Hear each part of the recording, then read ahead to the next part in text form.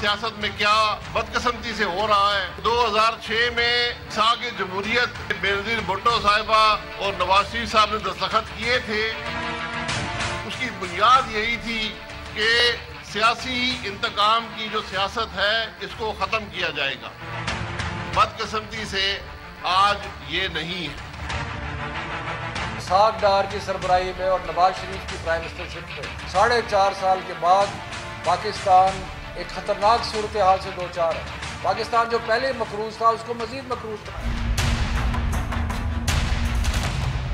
अस्सलाम वालेकुम। दूसरा रुख के साथ मैं हूं सैयद समर अब्बास। नाज़रीन, इलेक्शन बिल 2017 में खत्म नबूवत से मुतल्लिक हलफनामा तब्दील किए जाने के मामले पर हुकूमत पर दबाव मुसलसल बढ़ रहा है और अब यह तरमीम दोबारा वापस करने पर यानी पुराना हलफनामा बहाल करने के बावजूद हुकूमत पर दबाव कम नहीं हो रहा। यही वजह है कि आज मुस्लिम लीग नून के सदर मियां नवाज शरीफ ने इस मामले की तहकीकात के लिए राजा ज़फ़रुल हक साहब की सरबराही में 3 रुकनी तहकीकाती कमेटी कायम कर दी है।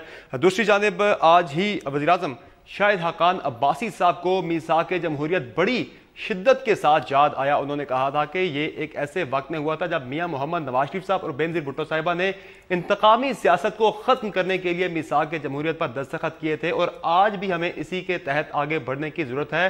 ये उन्हें मीसाक जमहूरियत एक ऐसे वक्त में याद आया है कि जब हुकूमत ने पाकिस्तान पीपल्स पार्टी के अपोजिशन लीडर के साथ मुशावरत के बाद चेयरमैन नैब का तकर्रर करना है और नैब में ही केसेस चल रहे हैं और 9 अक्टूबर की समात में शिरकत के लिए मरियम नवाज साहिबा जो है कल अपने हावंद के हमरा पाकिस्तान रवाना हो रही हैं। और दूसरी जानिब बात की जाए तो पाकिस्तान तहरीक इंसाफ की, तो तहरीक इंसाफ ने आज फिर अपना मुतालबा दोहराया है कि पाकिस्तान में फ्रेश इलेक्शंस कराए जाएं, चूंकि इस वक्त बुरानी कैफियत है मुल्क के अंदर।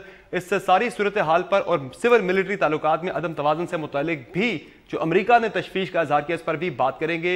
हमारे साथ मौजूद हैं नैयर हुसैन बुखारी साहब, जनरल हैं पाकिस्तान पीपल्स पार्टी के। हमारे साथ मौजूद हैं शफकत महमूद साहब, मरकजी सेक्रेटरी इत्तलात हैं पाकिस्तान तहरीक इंसाफ के। और हमें ज्वाइन करें राना अफजल साहब, रुकन कौमी असम्बली है मुस्लिम लीग नून के। बहुत शुक्रिया तमाम मेहमानों का शो में वक्त देने के लिए। राना अफजल साहब, आपसे स्टार्ट करेंगे।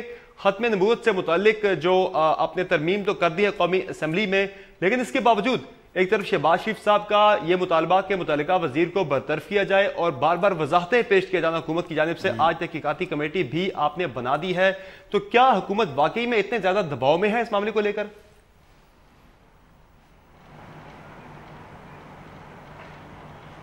इनका जो कॉन्स्पिरेसी थ्योरी के ऊपर चले जाते हैं फौरी तौर पे, और अदरवाइज़ आपके पास बड़े 2 लर्नड मेहमान बैठे हैं मेरे अलावा, उनसे पूछ लें कि उन्होंने ये दोनों शिकें, जो दोनों फॉर्म्स थी इस शिक की, एक तो जो पुरानी फॉर्म बहाल हो गई है और जो एक हमारे असम्बली ने पास कर दी थी, उन दोनों में जो अगर आप टेक्निकल फ़र्क देखें तो ना खुदा न खास्ता हमारे किसी मजहबी अहम नुक्ते को छेड़ा गया था, ना उसमें कोई कमी थी, कोई ऐसा इशू नहीं था। एक कुछ लोगों को होता है शौक़ अंग्रेज़ी ठीक करने का, तो उसके अलावा जब आदमी एक चीज़ के ऊपर दस्तखत कर देता है और उसके अंदर यह भी लिखा हुआ है कि मैं रसूलुल्लाह सल्लल्लाहु अलैहि वसल्लम को आखिरी नबी मानता हूँ और मैं किसी दूसरे फ़िरके का नाम लिखा हुआ है कि उससे मेरा ताल्लुक़ नहीं है, और जब उसके नीचे दस्तखत कर देता है तो और मैं अंडरटेक करता हूँ या मैं डिक्लेयर करता हूँ या मैं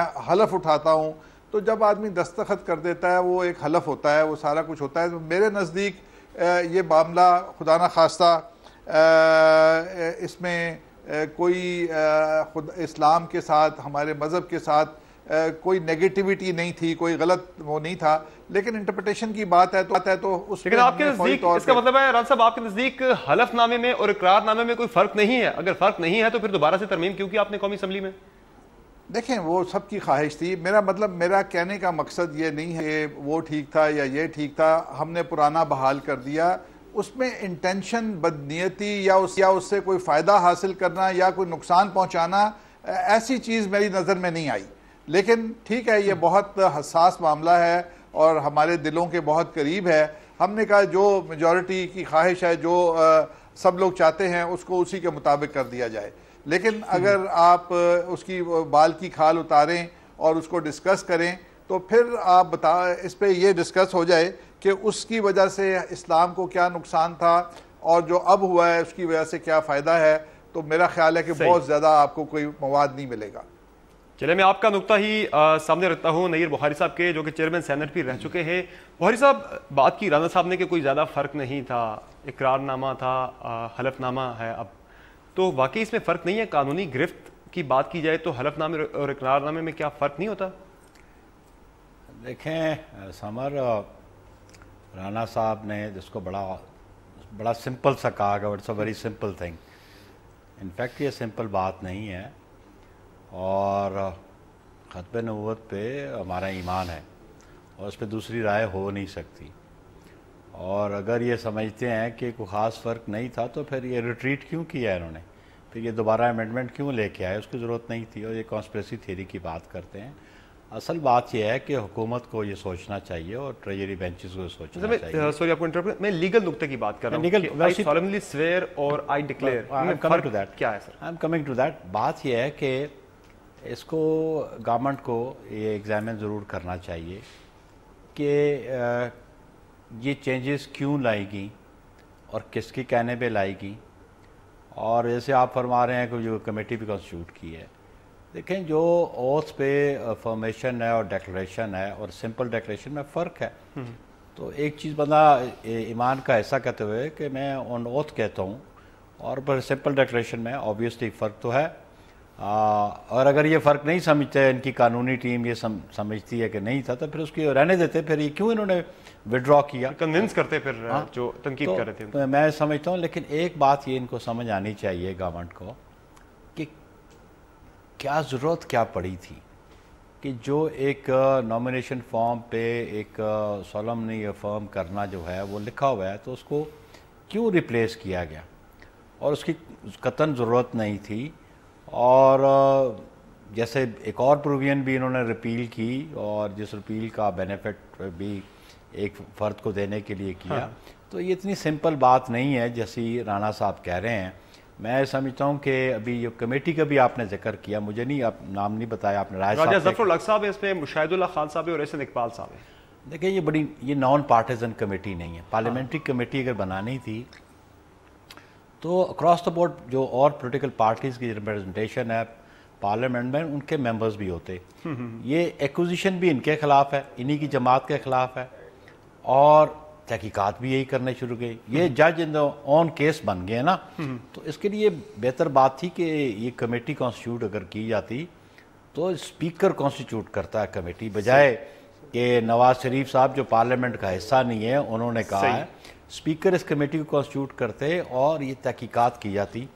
और बुनियादी बात ये समझता हूँ कि फौरी तौर पे ये इतना सेंसिटिव इशू है, फौरी तौर पे लॉ मिनिस्टर को, सेक्रेटरी लॉ को सैक किया जाता, और सेक्रेटरी ड्राफ्ट्समैन को भी, सही, जिन्होंने ये सारी ड्राफ्टिंग की। और उसके बाद फिर ये ज़रूर इनिशिएटिव लेते कि नेशनल असेंबली के सेक्रेटेरिएट की जो लेजिस्लेशन ब्रांच है और सेनेट की जो लेजिस्लेशन ब्रांच है, जो करंट लोग हैं उनके बारे में भी तहकीकात की जानी चाहिए थी, जो इतने नेग्लिजेंट थे, जिन्होंने इतने इम्पोर्टेंट जो इशू है उस इशू पे उसको ओवरलुक किया या बाय डिज़ाइन किया।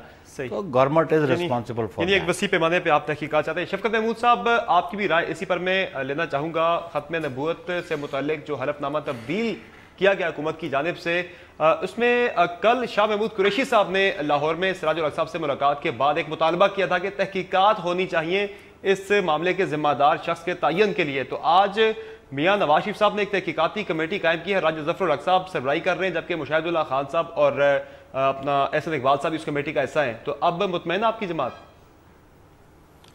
देखें जी, पहली बात तो ये है कि ये इशू इलेक्टोरल रिफॉर्म की मीटिंग में तो कभी डिस्कस ही नहीं हुआ था। ये क्यों हुआ, कैसे हुआ, मुझे इसका इल्म नहीं है। हमारी जमात इसके हक़ में नहीं थी, उसको हमने एतराज़ किया, मीटिंग हुई, एतराज़ उन्होंने सारी जमातों का कबूल किया, उसकी रेक्टिफिकेशन हो गई, लॉ को दोबारा उस जगह पे ले जाया गया जहाँ पे होना चाहिए था।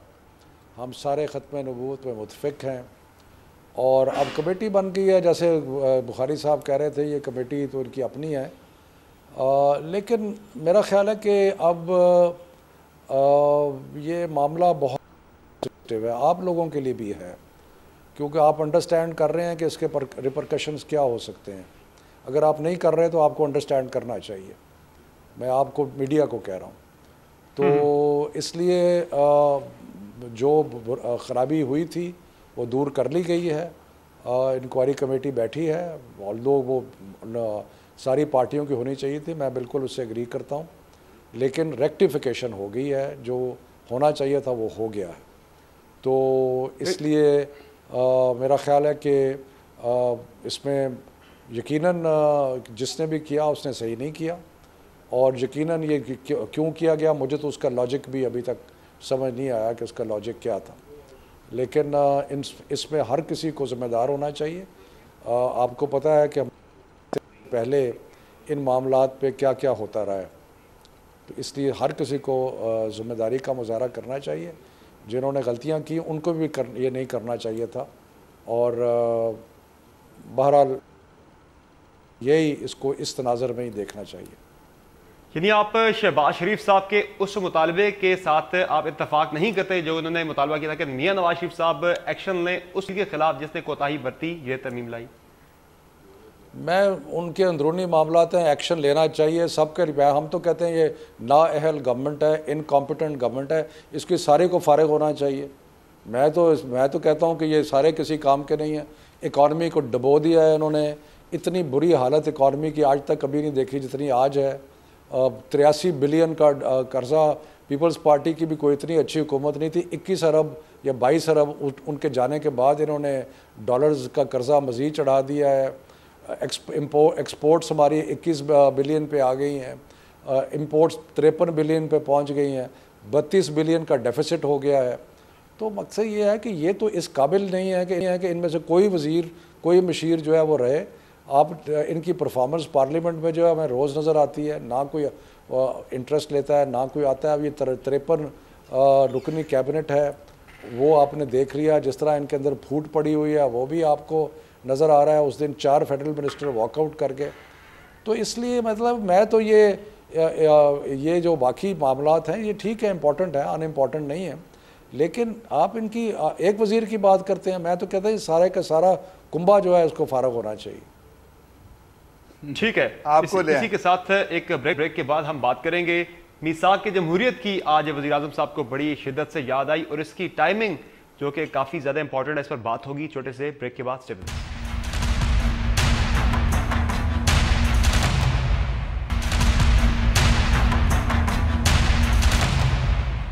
Welcome back. राना अफजल साहब, आज वज़ीर आज़म शाहिद खाकान अब्बासी साहब ने नौशेर फ़िरोज़ में खिताब करते हुए कहा कि मोहतरमा बेनज़ीर भुट्टो साहिबा और मियां मोहम्मद नवाज शरीफ साहब के दरमियान मीसाक जमहूरियत इसलिए हुआ था कि इंतकामी सियासत का खात्मा किया जा सके। आज भी हमें इसी की रूह के तहत आगे चलना चाहिए। तो आज ये मीसाक जमहूरियत क्यों याद आ गया प्राइम मिनिस्टर साहब को? मेरा ख्याल है कि जो हालात हैं ऐसे हैं कि इलेक्शन करीब आने वाला है, हर पार्टी दूसरे को गिरा के हुकूमत बनाना चाहती है, और उस कुर्सी को हासिल करने के लिए जो स्ट्रगल है उसमें हम तमाम ज़वाबित और जो एक जमहूरी रवायात हैं उनको पामाल करने के लिए तैयार हुए हैं। हम हर सूरत में जो सिटिंग गवर्नमेंट है उसके ऊपर हर किस्म का इल्ज़ाम लगाने के लिए तैयार हैं। आज जो माहौल बना हुआ है हमारे ऊपर, कोई और तो नहीं कहता, सारे दूसरे लोग आए कहते हैं जी इन्होंने फ़ौज के साथ छेड़छाड़ कर ली, इसने फ़लाने को ये कह दिया। जो बात कही होती है उसको 10 गुना ज़्यादा ब्लो अप करते हैं, और अगर हमारी गलती कम हो और किसी और की गलती ज़्यादा हो तो उसके ऊपर भी हमें ही पकड़ लेते हैं। तो मिसाक जमहूरियत में ये था कि जो जमहूरी जमातें हैं वो मेन पाकिस्तान के अंदर जमहूरियत की सरबुलंदी और सिविलियन सुप्रीमेसी के लिए किसी कॉम्प्रोमाइज अपनी लालच में नहीं आएंगी, और मिलजुल के पाकिस्तान में जैसे दुनिया के सिविलाइज्ड ममालिक के अंदर जमहूरियत पनप रही है आपके मुल्क के अंदर, और वो जो शैडो गवर्नमेंट होती है और एक गवर्नमेंट होती है और एक दूसरे को स्पेस दी जाती है। आपने अमेरिका में देखा कि हिलरी क्लिंटन का और ट्रंप का कितना फियर्स किस्म का इलेक्शन हुआ, लेकिन जिस दिन से ट्रंप बैठ गया कुर्सी के ऊपर उनको हुकूमत करने का मौका दिया गया। वो गलतियां भी कर रहा है, सारा कुछ कर रहा है, क्रिटिसाइज भी हो रहा है, लेकिन इतना एक्रिमनी और इतनी एक दूसरे के साथ अदम बर्दाश्त नहीं है।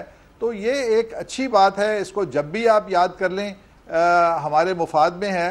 और आज के हालात में जबकि इलेक्शन करीब आ रहा है, जब इस चीज़ के हमारी आपस की चपकलश बढ़ने का खदशा है, तो अगर उन्होंने एक बात की है तो उसको पॉजिटिव पराये में लेना चाहिए।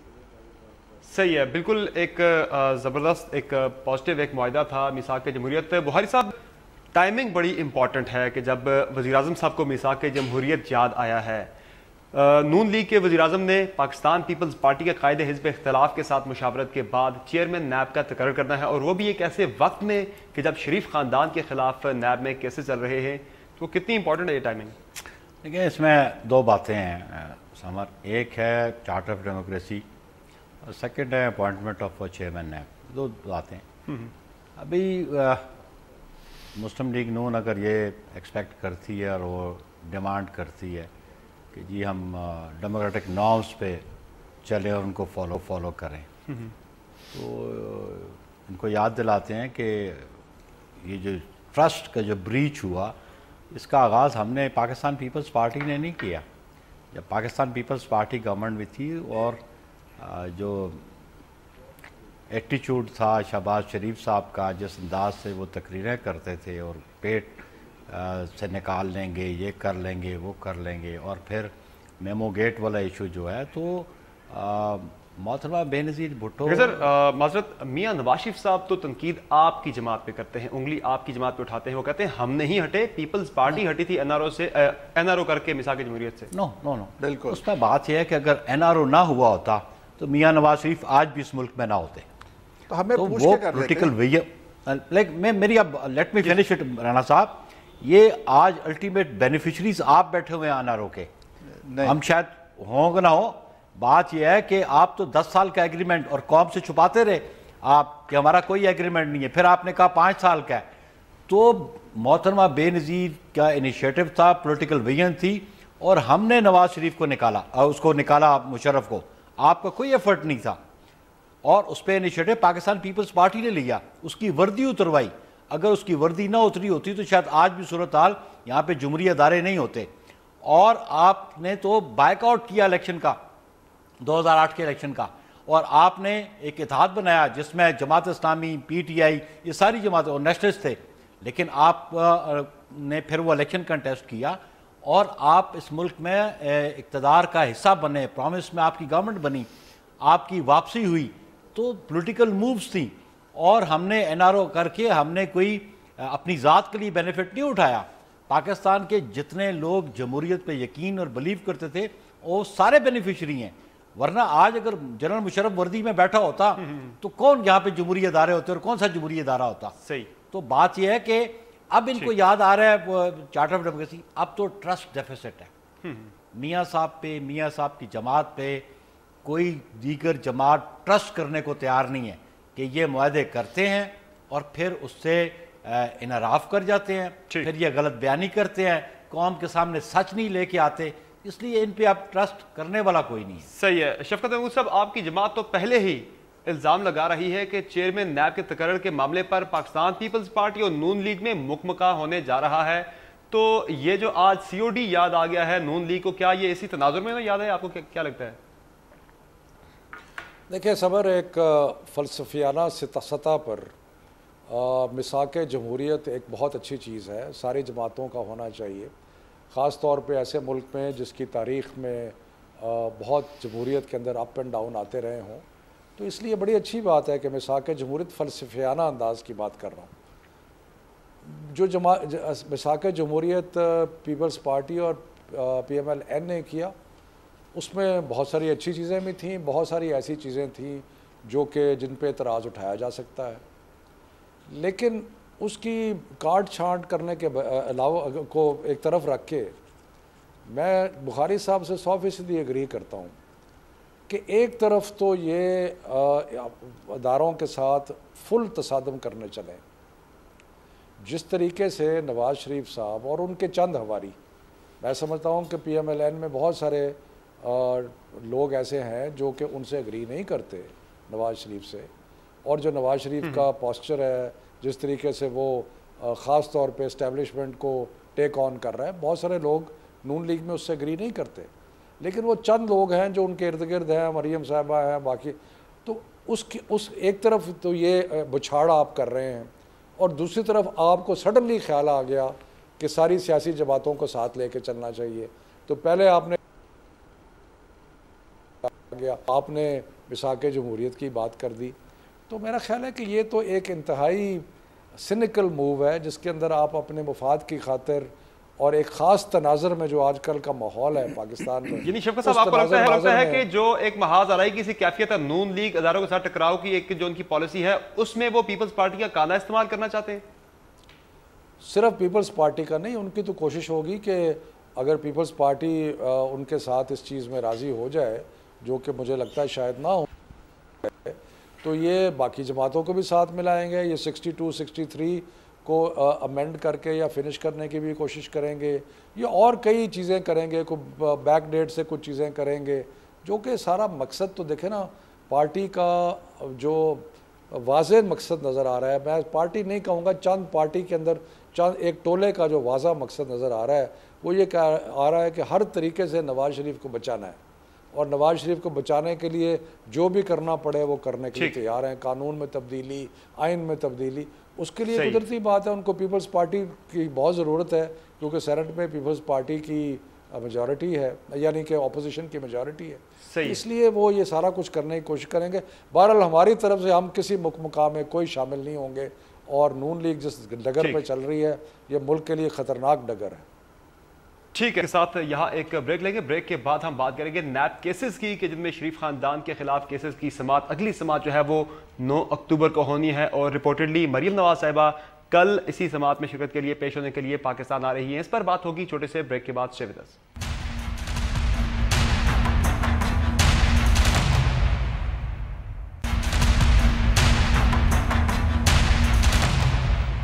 Welcome back. और अब बात हो जाए नैब केसेस की, जिनमें 2 अक्टूबर को जब हुआ केस की समाअत हुई तो मियां साहब मौजूद थे, बच्चे नहीं थे। रमज़ान साहब, ये क्या पॉलिसी है? 2 अक्टूबर को समाअत जब हुई नैब अदालत में तो मियां नवाज शरीफ साहब पेश हो गए, बच्चे नहीं थे, फर्द जुर्म आयद नहीं हो सकी और मरियम नवाज साहिबा वापस आ रही हैं पाकिस्तान। 9 तारीख की जो समाअत है, अब मरियम नवाज साहिबा होंगी, कैप्टन सफदर साहब होंगे, मियां नवाज शरीफ साहब नहीं होंगे। तो ये ताखीरी हरबे ना हुए? मुल्जिम है तो शरीक मुल्जिम नहीं, शरीक मुल्जिम है तो मुल्जिम नहीं। देखिए, अब इसकी इंटरप्रटेशन मुख्तलिफ लोग मुख्तलिफ तरीके से करेंगे। उनके अपने हालात हैं, उनके वकील हैं, केस चल रहा है और मरियम नवाज़ की जो ताख़ीर है उसकी वजह आपके सामने है और इंशाल्लाह 9 तारीख को पेश हो जाएंगी और वो केस अपनी रफ्तार से चलेगा। पहले तो ये कहा जा रहा था कि ये आएंगे ही नहीं वापस, मियाँ साहब भी नहीं आएंगे और इस किस्म की बातें हो रही थी। तो ये स्पेकुलेटिव बातें होती हैं, मैं इसके ऊपर किसी के दिल के अंदर का हाल नहीं जानता। एक्सपेक्ट करता हूँ कि मेरे जो लीडरशिप है और उनके बच्चे जो हैं वो सारे पेश होंगे। सही। बुहारी साहब, खान साहब ने तो मुतालबा किया है कि उन्होंने कहा कि खुर्शीद शाह साहब और जरदारी साहब के खिलाफ भी नैब में केसेस हैं, तो किसी अच्छे की तवक्को नहीं है। नून लीग और पीपल्स पार्टी दोनों से ही दोनों के केसेस चल रहे हैं, तो वो मुकमुका यहाँ पे तैनाती में हो जाएगा। तो ये खदशात कितने दुरुस्त हैं? क्योंकि सिंध में भी आपने बात तो है कि आसिफ जरदारी साहब के खिलाफ कोई मुकदमा अब ज़ेर समाअत नहीं है। जितने केसेस थे, आखिरी केस जो था वो भी रिसेंटली उनकी एक्विटल हुई है और उसके खिलाफ अपील में जा रहे हैं। अपील में गए तो appeal is something else, you know. और अपील पे तो वही बात होगी कि जो भी एविडेंस सो फार सफ़ा मिसल पे आई है उसी को एग्जामिन किया जाएगा और उस पर एविडेंस हुई है। एक्विटल अल्टीमेटली 265K के नीचे हुई है, लेकिन उस पर सारी गवान पेश हुए, उन पर जरा हुई है। पहली बुनियादी बात तो ये है। और खुर्शीद शाह के खिलाफ भी कोई नैब का केस नहीं है। और ये उनका जो कहना है, दूसरा तो कहा जाए तो जो इश्यूज़ इमरान खान के हैं वो भी सब जुडिस हैं बहुत सारी जगह पे और बहुत सारी एक्विजिशन है और इसलिए मुकमुका वाली बात नहीं है। पाकिस्तान पीपल्स पार्टी का एक फर्म बिलीव है कि ऑब्वियसली जो कॉन्स्टिट्यूशनल प्रोविजन है कि in consultation with the leader of the house and the opposition, NAB का चेयरमैन अपॉइंट पर, वो प्रोसेस एक चल रहा है और उस पर हम समझते हैं कि पाकिस्तान पीपल्स पार्टी ने बाकी दीगर जमातों को भी ऑन बोर्ड पे लिया है कि नाम भी मांगे हैं, सीख किए हैं, उन पे कंसल्टेशन है। तो लेट्स सी वो प्रोसेस कब कंप्लीट होता है। लेकिन एक बात जो अभी ये आप कह रहे हैं कि अल्लाह करे कि वो कैप्टन सफदर और मरीम नवाज़ साहिबा तशरीफ वापस ला रही हैं। इसमें थोड़ा सा डिफरेंस बता दूं कि कैप्टन सफदर के ख़िलाफ़ वो नॉन अवेलेबल वारंट्स हैं। He is suppose to be taken in custody as soon he lands Pakistan. One thing, Maryam Nawaz साहिबा का अवेलेबल हैं, वो जो एजेंसीज़ हैं, पुलिस है, जो भी है, या नैब जिसको भी डिप्यूट करती है, वो तो खैर बेल बॉन्ड के, लेकिन he is suppose to be taken in custody. या मियाँ साहब के दूसरे 2 बेटे भी हैं। तो देखिए, इसमें एक टाइम फ्रेम सुप्रीम कोर्ट ने दिया हुआ है कि रेफरेंस फाइल होने के विदिन 6 मंथ्स ये केसेस कंक्लूड होने हैं। तो ये कोई डिलेइंग टैक्टिक्स अगर कोई इस्तेमाल करना चाहता है तो अल्टीमेटली वो अपना ऑब्जेक्ट अचीव नहीं कर सकेगा। लॉ में प्रोविजन अगर कोई गैर हाज़िर होता है तो फिर वो भी इन एब्सेंशियल सज़ा भी हो सकती है। वो प्रोविजन भी नैब में मौजूद है। और फिर अगर एक मुल्ज़म है और बाकी नहीं है तो मुकदमा अलहदा होकर भी प्रोसीड कर सकते हैं। तो ये इनकी अपनी स्ट्रेटजी है, लेकिन कानून में ये बातें मौजूद हैं कि अगर कोई स्ट्रेटजी इस किस्म के अडॉप्ट करना चाहे, लेकिन डिलेइंग टैक्टिक्स जो है वो कामयाब साबित होते नज़र नहीं आए, क्योंकि सुप्रीम कोर्ट की एक वर्डिक्ट है और उसको इम्प्लीमेंट करना है हर सूरत में, और उसमें वो उन्होंने कंक्लूड करना है ट्रायल इस अरसे में। सही है। शफकत महमूद साहब, आपकी आज की प्रेस कॉन्फ्रेंस का मैं हवाला दूं तो आपने आज फिर वो मुतालबा दोहराया जो खान साहब ने किया था कि फ्रेश इलेक्शंस किए जाएं। आपने उसकी वजह ये पेश की कि बहरानी कैफियत है इस वक्त मुल्क के अंदर, इसलिए फ्रेश इलेक्शंस होने चाहिए। और अमेरिका ने भी यही रेफरेंस दिया है कि पाकिस्तान में वो जमहूरी हुकूमत का इस्तेहकाम चाहते हैं। जबकि खान साहब ने तो गुज़िश्ता रोज़ कहा है कि उन्होंने कहा कि मार्शल लॉ लगने से मुतल्लिक उन्हें ऐसे किसी किस्म के कोई वो निशानात ऐसे कोई वाज़ेह नज़र नहीं आ रही, ऐसी अलामात कोई। तो क्या लग रहा है फिर क्या होने जा रहा है? खान साहब को तो ऐसी सूरत हाल नज़र नहीं आ रही ख़राब, जबकि आप कह रहे हैं कि हालात बड़ी बुरानी कैफियत है। बुरानी कैफियत की मैंने डेफिनेशन भी दी थी, मेरा ख्याल है आपने शायद सारी प्रेस कॉन्फ्रेंस आपको रिपोर्ट नहीं हुई। बिल्कुल, आपने जो माली जो मामला थे उनका आपने हवाला दिया था। मैंने आपको बताया था कि बहरानी कैफियत 3 वजूहात की बिना पे है। पहला ये कि जो बैरूनी ख़तरात हैं, दूसरा वो कि जो मईशत को ख़तरात है या माशी ख़तरात हैं, और तीसरा वो जो सियासी प्रॉब्लम्स है या सियासी बहरान है। मैं आपको क्विकली बता देता हूँ अगर आप मुझे इजाज़त दें। पहला आ गया कि जी बैरूनी ख़तरात हैं, उसमें मैंने मिसालें दी।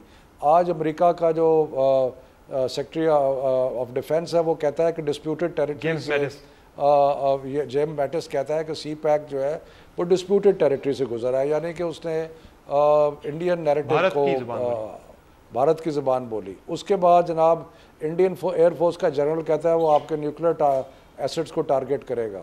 ब्रिक्स ने जो कहा है, पहले आपको पता है कि चाइना और रशिया ने कहा कि आप के जो मुल्क उनका आइडेंटिफाई किया और लोगों का जो अमेरिका कहता रहता है। उसके बाद अगर मैं आपको गिनाता रहूं तो और भी बेशुमार है। अमेरिका कह रहा है कि आपकी हुकूमत अनस्टेबल है। भाई क्यों? ख्वाजा आसिफ ने जाके वहाँ को रोना रोया। सो ये तो है आपके अभी चंद मैंने आपको किस्से बताए हैं बैरूनी ख़तरात के। उसके बाद आप मुआशी ले लें, आपका हाईएस्ट ट्रेड डेफिसिट पाकिस्तान की तारीख़ में, हाईएस्ट जो कर्ज़ा आपने सबसे ज़्यादा कर्ज़ों का बोझ आप पे इस हुकूमत ने डाला है। उसके बाद डिफ़ॉल्ट होने का ख़तरा हो रहा है। टेक्सटाइल मिलें, राना साहब फैसलाबाद के हैं, इनसे पूछे टेक्सटाइल मिलें 100 की तादाद में बंद हैं, बेरोज़गारी बढ़ रही है। सियासी बहरान की तरफ आ जाएँ कि जी इनके जो लीडर साहब हैं वो लड़ाई कराना चाहते हैं अदारों के साथ। हर वक्त वो कोई ना कोई तरीके, कभी सुप्रीम कोर्ट को अटैक कर रहे हैं, कभी आर्म फोर्सेस को अटैक कर रहे हैं, और उसके अलावा इनके अपने अंदर टूट फूट का शिकार हो रहे हैं। उस दिन 4 वज़ीर वॉकआउट कर गए। उसके बाद ज़फ़रुल्लाह जबाली जो इनके बड़े पुराने साथी हैं, उन्होंने कह दिया कि असम्बली को ख़त्म कर दो। शहबाज शरीफ कह रहे हैं वज़ीर रिज़ाइन कर जाएँ। सिर्फ ये है कि और हुकूमत जो है वो नज़र ही नहीं कहीं आती, नॉन एग्जिस्टेंट है। सही। तो मैंने तो वही बात की है जो हमारी पार्टी कह रही है कि ऐसे मौक़ों पे जमहूरी मुल्कों में जब हालात इतने ख़राब हो जाते हैं और हुकूमत नॉन एग्जिस्टेंट हो जाती है, वो उसका अपना सारा उसका जो मैंडेट है वो ख़त्म हो जाता है। सही। तो उसका हल जो है वो फ्रेश मैंडेट है और फ्रेश इलेक्शन है। और अगर मैं तो ये नहीं कह रहा लेकिन ये नवाज शरीफ की पूरी कोशिश है कि किस तरह ये जमहूरियत बर्बाद हो ताकि वो एक दोबारा एक शहीद बन के कहे कि जी मुझे तो इसलिए निकाला गया था कि ये जमहूरियत को ख़त्म करना चाहते हैं। ठीक है राना अफजल साहब, शफकत महबूब साहब ने तो पूरी चार्जशीट पेश कर दी है। इंटरनली भी जो चैलेंजेस हैं और एक्सटर्नल चैलेंजेस भी हैं। आज तो अमेरिका ने CPEC पर भी सवाल उठा दिए। देखें, मुझे भी अब वक्त दीजिएगा। मेरा व्यू इनसे 100% मुख्तलिफ है और इनके तीनों पॉइंट्स को मैं निगेट करूँगा। देखें, बात यह है कि अगर आज बकौल इनके कि पाकिस्तान के ऊपर बहुत सारे एक्सटर्नल प्रेशर्स हैं जो मैं एग्री करता हूँ, इन हालात के अंदर आप एक ऐसी गवर्नमेंट लाना चाहती हैं 3 महीने के लिए जिसके पास कोई मेजर डिसीजन लेने की पावर नहीं होगी। और आप इनका शायद दिली ख्वाहिश ये है कि ऐसी गवर्नमेंट आ जाए और फिर उसको हम एक्सटेंड करते जाएं और फिर शायद कोई उंगली उठाने वाला आ जाए और फिर नून लीग के साथ जो इनकी एक आप भी वही कर रहे हैं इख्तिलाफ है उसको इस हद तक लेके जाते हैं कि पाकिस्तान में ऐसे मुश्किल वक्त में, जिसकी ये तशरीह कर रहे हैं कि पाकिस्तान में बड़ा मुश्किल वक्त है, ये एक डमी और वीक गवर्नमेंट लाना चाह रहे हैं जो कि एक इंटरिम गवर्नमेंट होगी जिसके पास पावर ही नहीं होगी। दूसरी बात इन्होंने कहा कि इकॉनमी के बहुत ख़राब हालात हैं। आपने 4 बजट हमने पास किए, हर बजट में इनकी हमारी असेंबली ने तकरीबन $5 अरब का डेफिसिट जो चीज़ें मैंने कही हैं वो बता दें, आपने करना था। मैं आ जाता हूं उस पर।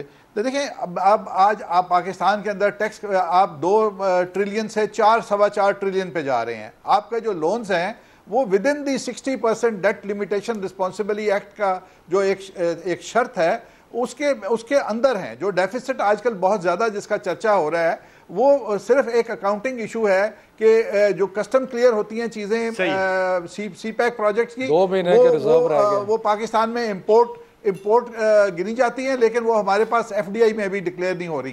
तो ये अभी भी गवर्नमेंट के पास 3 महीने के रिजर्व्स हैं।